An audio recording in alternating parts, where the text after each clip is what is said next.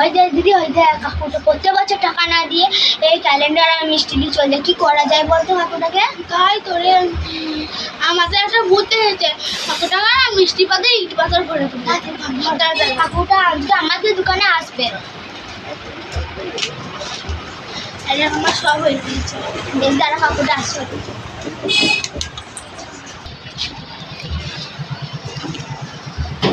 রে তোরা কেমন আছিস? ভালো আছি। বাহ বাহ বাহ, তোরা সব ভালো আছিস তো? হ্যাঁ, ভালো বাহ, আছি।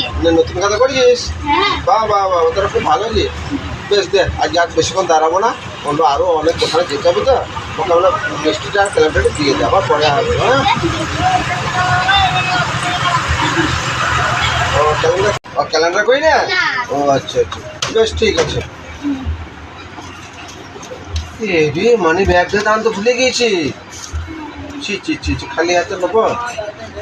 বেশ ঠিক আছে, তাহলে আমি পরের দিন এসে তোদেরকে দিয়ে যাবো। হ্যাঁ, তাহলে আমি আজকে আসছি, ঠিক আছে?